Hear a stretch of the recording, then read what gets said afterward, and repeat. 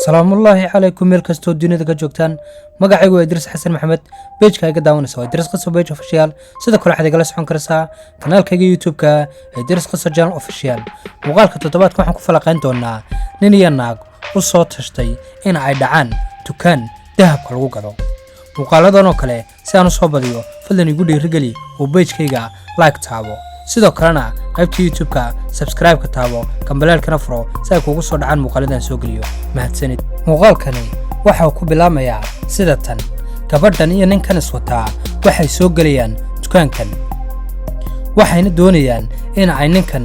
ay tusaan in ay dahab uu xaaskiisa u gadayo ama gabadhan uu la socotaa uu gadayo dahab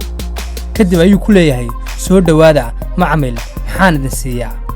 taasoo uu tusayo fargallo ay ka dalbadeen ina bal fargal taasoo ay markiiba isha ku dhufteen dahab meesha saaran ama silsilad iyo alaab iswadata oo meesha saaran ninku hareeraha ayuu egeegayaa oo waxa uu isleeyahay yaal naga shakin naagtuna sidoo kale waa naag maafiya oo la socota wixii ay dalbadeen ayaa loo keenayaa kadib ayuu ku leeyahay waxa aad rabtay makamba bal fiiri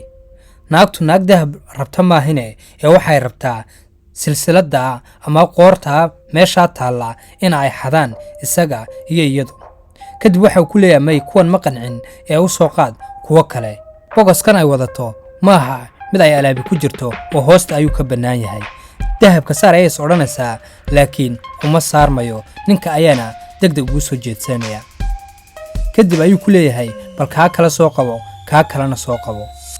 naagta ayaa la tusayaa silsiladaha qoorta lagu xidho kadib ayay leedahay may kaniima qancin ee waxaan rabaa mid kale ii raadi waxaana waa qorsho une maaha qof wax iibsanaysa iyada iyo isaguba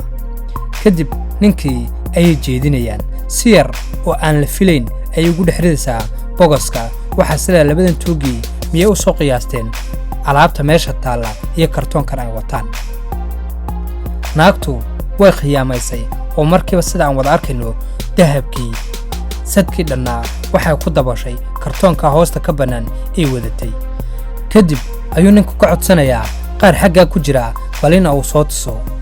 waxaana waa sheeko iyo filin ay meesha ku wadaan laakiin ma oga sirtan ay wataan ay isleeyin dukaanka ku dhaca in uu ka dhicusoobayo ama uu ka noqonayo waxba kama jiraana kadib ayay ku leedahay iska dhaaf waanu ka maraynay dahabkii kadib ninku meesha waxa uu ku xidhay waraaq si loo arko dahabkan in la qaatiyin kale wuu sii deynayaa oo wuxuu leeyahay bal naagtan waxa ay qaadatay maxay ahayd kadib ayay fahmaysaa isagoo leh bal aanu eegno naagtani meesha ay la tagto dahabkan runtii way dareemaysaa in lagu fahmay kaartadii ninkii ayayna u dhiibaysaa oo waxay leedahay yarsug waan soo noqonayaa meesha kadib way baxaysaa naagtii si degdega ninkiina hal mar ayuu aygi fahmayaa sidaa ayayna ku fashilmayaan waayo hore waxaa loo yidhi tuug haddaad noqonaysid tuug ummadda kaartayn karaya noqo laakiin labadani waxay ahaayeen laba aanad diransanaynba qaabka wax loo xado muuqaalkan intaa ayaanu ku soo afmeeri doonaa wassalaamu calaykum waraxmatullaahi wabarakaatu